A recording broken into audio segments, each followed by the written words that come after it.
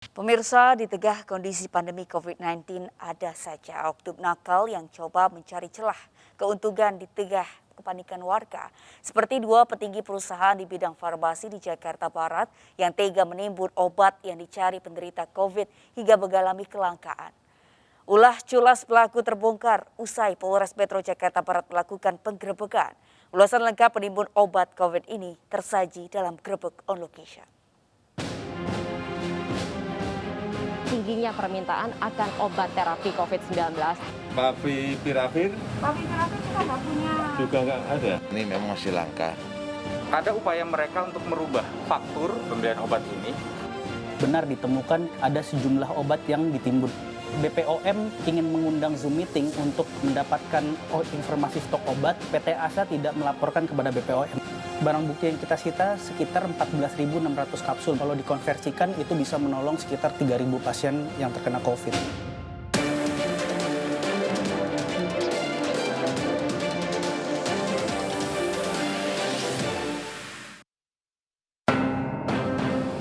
Mau cari obat antivirus yang oseltamivir. Nggak ada. Nggak ada.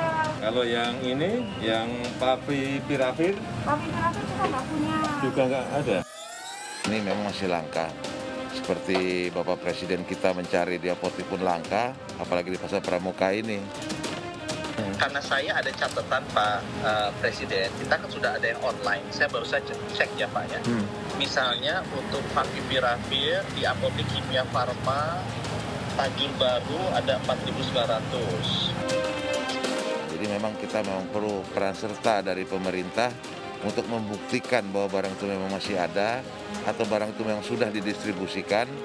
Nah, kami menunggu itu kita kehilangan obat-obatan yang katanya bisa mengurangi gejala COVID itu sendiri. Gitu.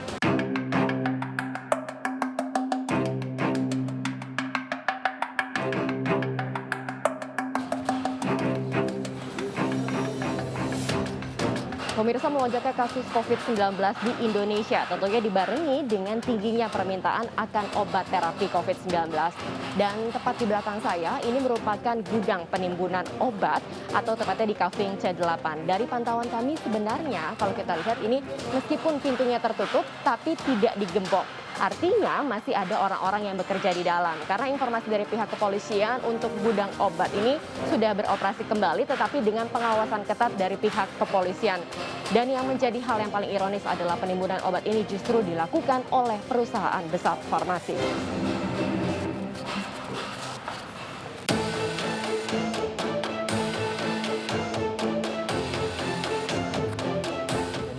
Satintelkam Polres Metro Jakarta Barat mendapatkan informasi adanya dugaan penimbunan obat. Informasi tersebut diteruskan ke pihak Satreskrim. Oleh anggota Satreskrim didatangi gudang tersebut dan benar ditemukan ada sejumlah obat yang ditimbun. Ini ada berapa dus?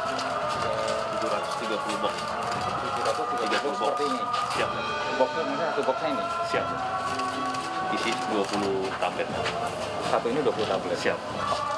Pada saat kita melakukan penggeledahan, didapatkanlah bukti permulaan bahwa terdapat dugaan penimbunan obat di gudang PT ASA tersebut.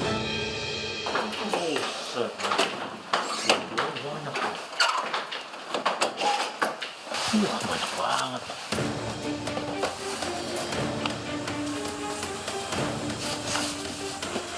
Di atas office bisa. Oke. Kami menemukan bukti lain dari salah satu apoteker yang menjelaskan bahwa jenis obat azitromisin, jadi obatnya seperti ini. Ya. Ada upaya mereka untuk merubah faktur pembelian obat ini. Mereka mencoba pada saat kami amankan untuk menurunkan sesuai dengan harga eceran tertinggi yaitu 1.700. Kami akan tindaklanjuti sebagai bentuk pengawasan kami sehingga pendistribusian obat apalagi sudah masuk dalam barang penting khususnya dalam penanganan pandemi ini bisa tersalurkan dengan baik kepada masyarakat. Seperti itu. Yang sudah kita tetapkan tersangka melalui mekanisme gelar perkara ada 2 orang tersangka. Yang pertama adalah Saudara Y selaku Direktur PT Atlas dan Saudara S selaku Komisaris PT Atlas dan juga Komisaris di PT Handal. Dulu kan status pandemi saat ini Ada beberapa bukti yang kita dapatkan, salah satunya pada saat BPOM ingin mengundang Zoom meeting untuk mendapatkan informasi stok obat, PT ASA tidak melaporkan kepada BPOM. Apakah benar bahwa pernah yang berupa izin untuk menerima laporan jumlah stok kepada BPOM? Tidak pernah ya?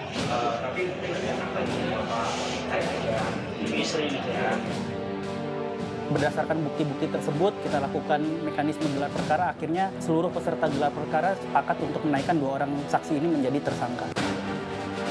Motifnya yang jelas adalah motif terkait keuntungan, karena pada tanggal 2 Juli Kementerian Kesehatan telah menetapkan harga eceran tertinggi untuk 11 obat, salah satunya yaitu obat azitromisin yang kita cita sebagai barang bukti. Sudah menandatangani keputusan Menteri Kesehatan Republik Indonesia tentang harga eceran tertinggi obat dalam masa pandemi Coronavirus Disease 2019 ini. Harga eceran tertinggi atau HET ini merupakan harga jual tertinggi obat di apotek, instalasi farmasi, rumah sakit, klinik, dan vaskes yang berlaku di seluruh Indonesia. Harganya adalah sebagai berikut. Akhirnya Dirut PT Atlas dan Komisaris PT Handal itu ingin menimbun obat tersebut sampai harga normal kembali. Barang bukti yang kita sita sekitar 14.600 kapsul. Kalau dikonversikan itu bisa menolong sekitar 3.000 pasien yang terkena COVID. Dulunya memang barangnya tidak laku. Nah jadi rekan-rekan saya di Pramuka ini menyetoknya tidak banyak-banyak. Nah pas waktu bersamaan permintaan meningkat, habis pas kita minta lagi itu sudah kosong dari PBF-nya. Katanya seperti kayak gitu dan tidak memberikan alasan kenapa kosongnya. Pasal yang dipersangkakan yaitu kita menerapkan 3 undang-undang. Yang pertama yaitu Undang-Undang Perdagangan, yang kedua Undang-Undang Perlindungan Konsumen, dan yang ketiga adalah Undang-Undang Penanggulangan Wabah Penyakit Menular dengan ancaman maksimal 5 tahun dan denda maksimal 50 miliar.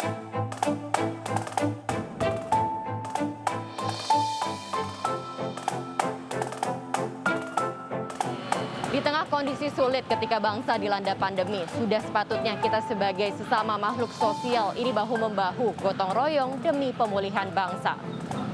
Lagi-lagi motif ekonomi menjadi alasan mengapa sejumlah pelaku ataupun oknum ini nekat melakukan tindak pidana.